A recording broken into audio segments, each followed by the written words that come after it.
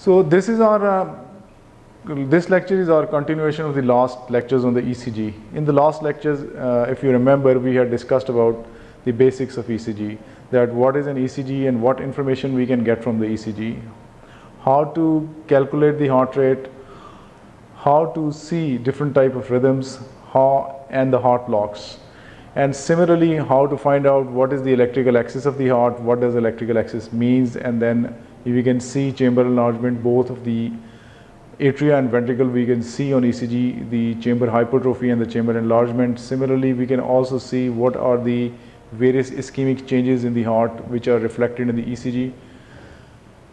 Today we are going to actually see some ECG tracings, and we'll see what these ECG tracings show. This might help you develop your skills in the evaluation of ECG, which might be useful both in your practical life and in your educational requirements, for example, for preparing your examinations, because these ECG strips or similar ECG strips are put in the picture test of various types in your examination, and that might help you to evaluate what are these type of lesions. So today we proceed with these ECG strips. Carefully. You can see all the components: the P wave, the PR segment, the QRS complex, ST segment, and T wave. They are showing all normal configuration. Whenever you see an ECG, try to identify all these components of the electrical complex. This is an ECG of a normal sinus rhythm. So whenever you examine ECG, as I said, identify all those components as they are normally or not. Now, what is the heart rate in ECG? How to calculate a heart rate in patient who shows a sinus rhythm? It is the rule of 300. Divide 300 by the number of large squares between the peaks of R waves of two consecutive QRS complexes. So this contains about 6 large complexes. If you divide 300 by 6, it turns out to be 50. So this ECG shows a heart rate of 50 beats per minute, which is sinus bradycardia. Now, what we see in this ECG is an important finding. If you look carefully at the QRS, the electrical complex, what you see, there is a prolonged PR interval, which is more than 200 milliseconds. So this is an ECG of first degree heart block. That means all the impulses generated in the SA node are conducted through the AV node, but there is some delay in the AV node. So PR interval becomes long, and we see it as a large PR interval more than 200 milliseconds. Now this is an example of an ECG which shows an rhythm disturbance. There is one beat which is missed. If we see carefully, we find that this is Mobitz type 1 or Wenckebach phenomena type second degree heart block. The PR interval gradually increases and then one beat is missed. So this is type 1 second degree heart block. This is an example of another type of heart block in which we see that the QRS complex is missed, but the PR interval is fixed. So QRS complex is missed intermittently. So this is Mobitz type 2 second degree heart block. Sometimes there is a pattern that after 2 beats one is missed, or after 3 beats one is missed. So there may be a rhythm of 2-1 or 3-1 second degree heart block. This rhythm shows there is no correlation between P waves and QRS complexes. P waves are going on its own rate and the QRS complex is going on its own rate. This is an example of third degree heart block. We also call it complete heart block, or we call it AV dissociation. That means the P waves which are generated at the SA nodes do not cross the AV node, and the ventricles, they are excited higher up in the conduction system, maybe the high bundle of his. Now this is another example of rhythm which does not show a P wave. The QRS complexes are narrow, So this is actually a nodal rhythm, and the P wave which is generated is conducted retrograde and somehow is lost into the QRS complex. So to identify it, you have to have a different type of ECG recording. So this is an ECG of a junctional, or what we call as nodal rhythm. Now again in this rhythm strip, you see the P wave is absent, but you see the QRS complexes are broad. So this is an ventricular rhythm. This is called idioventricular rhythm. The rate generally of idioventricular rhythm is slower, but this is an accelerated idioventricular rhythm when the heart rate is slightly faster. It is usually between 40 and 100. And this sort of ECG is seen after the reperfusion, that is, when there is an MI, you give thrombolytics, you see this sort of ECG. Now in this ECG, what we see that the QRS complexes are broad, but they have got a P wave. And if you see the QRS complex is more than 12 milliseconds broad and there are deep QS waves in lead V1, this is an ECG of left bundle branch block. And you may also find an upward bizarre wave in the V6 lead. So this is left bundle branch block. The QRS is more than 12 milliseconds and there is a deep S wave in lead V1. This is another example of bundle branch block, but this is showing an upward complex in the lead V1. So this is an example of right bundle branch block.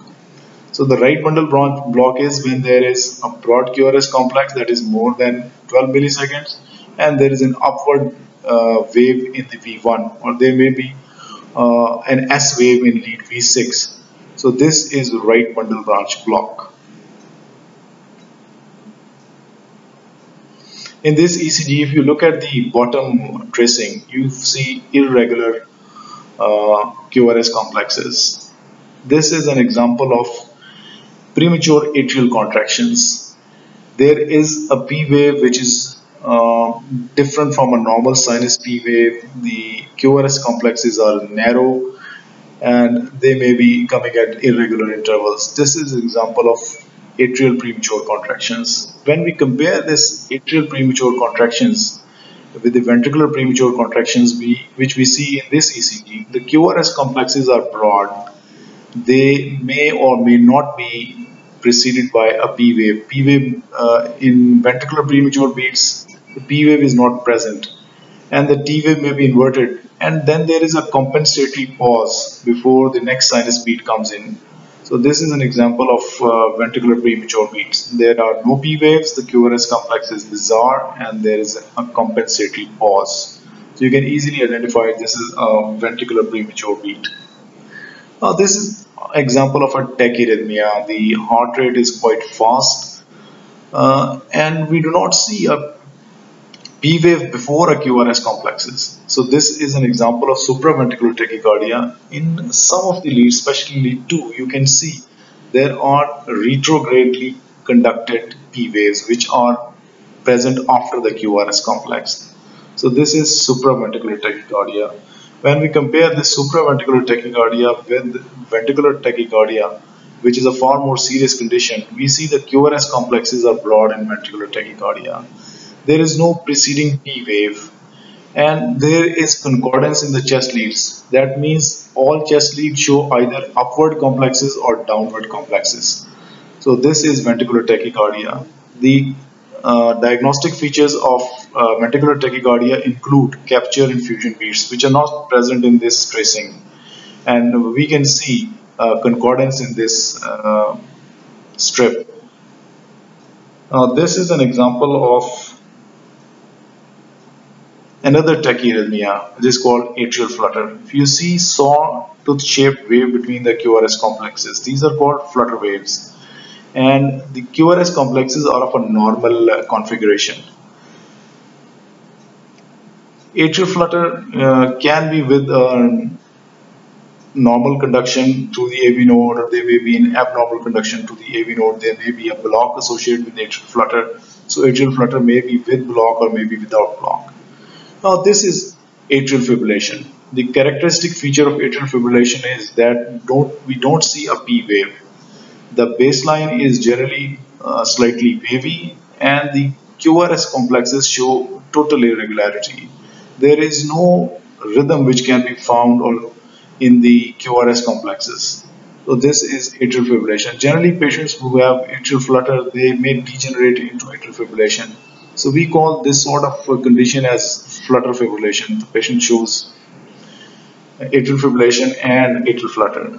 Now this is an ECG which shows broad, bizarre QRS complexes which look like that they are oriented around a central line. This is an ECG of torsade D points, that is the twisting of the points. Again, a serious arrhythmia which can cause a drop in blood pressure and may degenerate into ventricular fibrillation, which is a similar looking ECG. You see, this is an example of ventricular fibrillation, which is quite similar to torsade D points, but the excursions of the QRS complexes are far less. So you just see a wavy baseline in ventricular fibrillation. This is the most serious arrhythmia we encounter and requires immediate intervention. So you should be able to recognize ventricular fibrillation on ECG.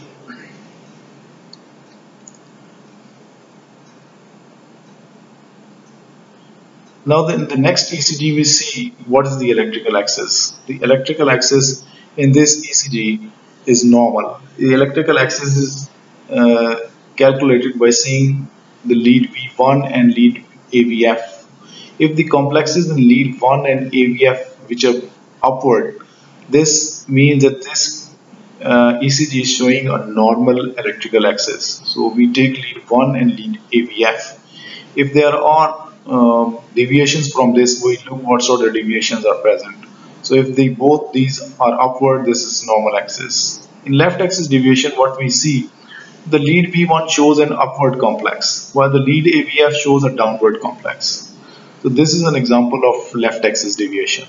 So keep in mind, lead 1 and lead AVF are important in deciding the electrical axis. If they're both upward, this is normal. If one of them is downward, this is abnormal. Left axis, lead 1 is upward, lead AVF is downward. While in right axis, what we see, lead 1 is downward, lead AVF is upward. This is what we see in this tracing. You see that lead 1 shows a predominantly downward complex and the lead AVF shows predominantly upward complex. So this is an example of right axis deviation.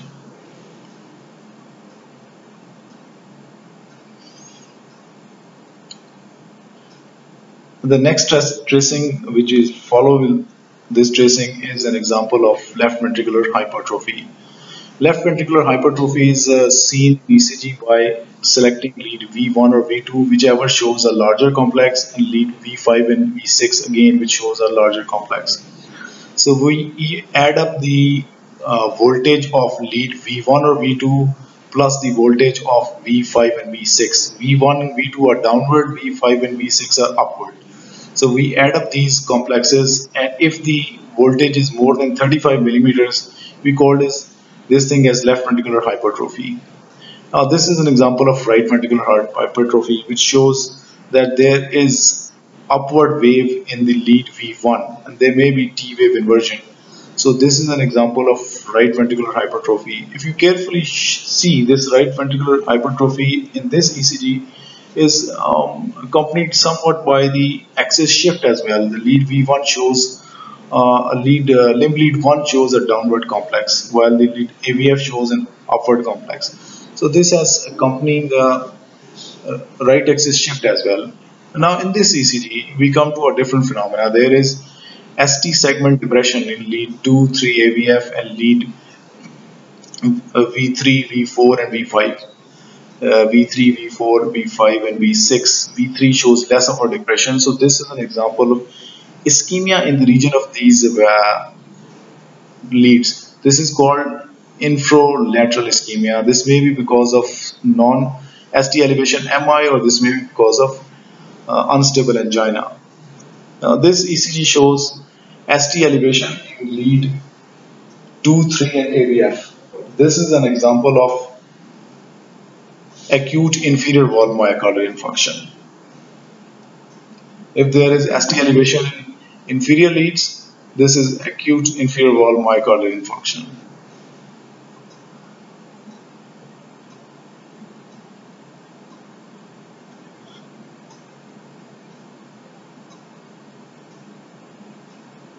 Now this again shows ST elevation in lead 2, 3 and AVF, but we also see that there is some problem in the lateral leads like V5 and V6. So this is an infralateral myocardial infarction. This is seen in patients who have got lesion in the right coronary artery when the right coronary artery is dominant. So it is supplying the inferior wall and part of the lateral wall as well. So we see this is infralateral MI. Since this is ST elevation, this is ST elevation MI. And in this ECG, what we see, there is ST elevation in lead V1, V2, V3, V4, and also in V5, V6. So this is an example of acute anterior wall myocardial infarction. Among the myocardial infarctions, acute anterior wall infarction is a little more serious as compared to inferior wall infarction and has more consequences in terms of heart failure and probably generating arrhythmias and later complications.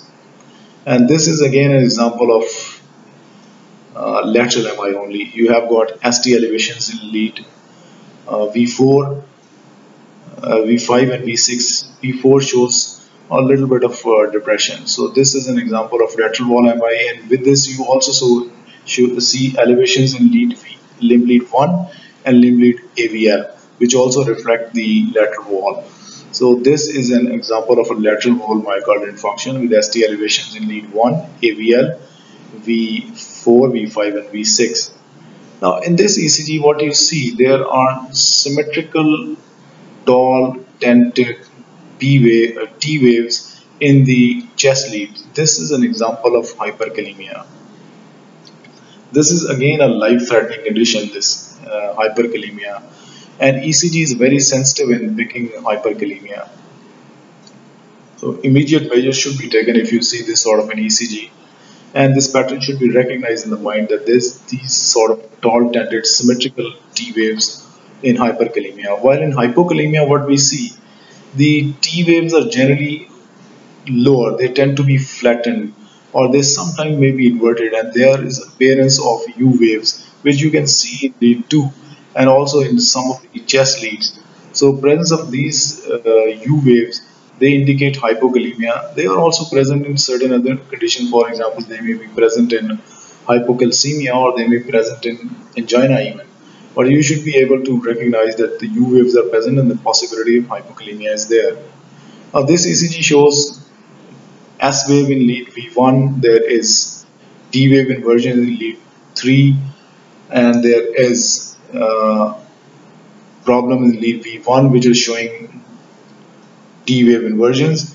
This is an example of acute pulmonary embolism. So we call it S1 Q3 T3 pattern, that there is S1, there is S wave in lead V1, and then there are Q waves and T wave inversions in lead 3, and there may be problem in the lead V1 and V2. And this is an example which shows a shortened PR interval, less than 12 milliseconds. And there is a slurring on the beginning of the QRS complex, which is called delta wave. This is an example of WPW syndrome, that is Wolff-Parkinson-White Syndrome. So this is our last ECG. I hope this might be useful for you in your future ECG interpretations.